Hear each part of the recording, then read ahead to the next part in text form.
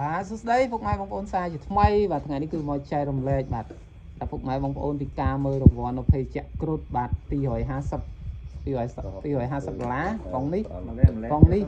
$250ដែរកំប៉ុងនេះ$1,000ជាងធ្វើទេបងប្អូនបាទអញ្ចឹងជាទូទៅគឺគ្រប់ភេទជៈមានរង្វាន់និងស្រាបៀរមានរង្វាន់ខ្ញុំតែងតែធ្វើវីដេអូចែករំលែកចែកជូនពុកម៉ែបងប្អូនទស្សនានៅក្នុងបណ្ដាញសង្គម YouTube Facebook Page TikTok ផងដែរអញ្ចឹងមកពុកម៉ែបងប្អូនពេញចិត្តកុំភ្លេចជួយចុច Subscribe និងដាក់រូបកណ្ដឹងមួយផងបាទដើម្បីទទួលបាននូវវីដេអូថ្មីពីរូបខ្ញុំជាច្រើនទៀតណាបងប្អូន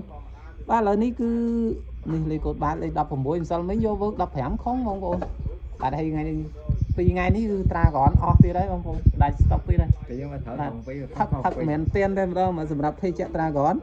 ហើយត្រាក្រនត្រូវច្រើនបងប្អូន$3 $5 $24 កំប៉ុង48កំប៉ុងបាទ3កំប៉ុង5កំប៉ុងថ្ងៃមុនយក50ហើយបងប្អូនបាទក្លប់ត្រូវ$50ដែរមិនមែនថាអត់ត្រូវទេហើយវើកជាងមានរង្វាន់អាំងប៉ាវបងប្អូនតែនេះកំប៉ុង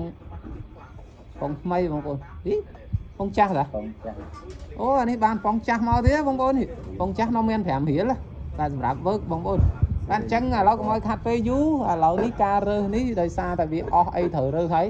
ព្រោះនៅក្នុងទូវើកសល់1កំប៉ុងហើយគ្រុតសល់2កំប៉ុងយកទៅហើយ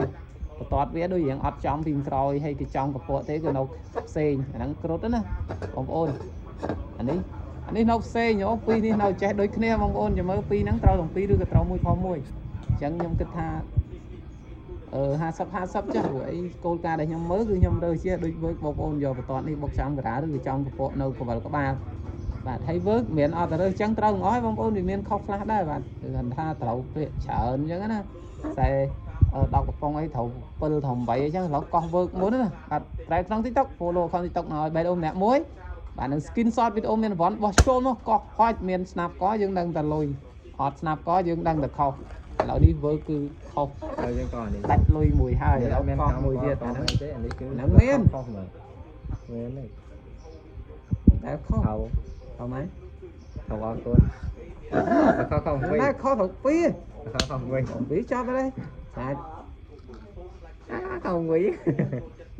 ខុសបែខុសឡើងបែអូចាទេ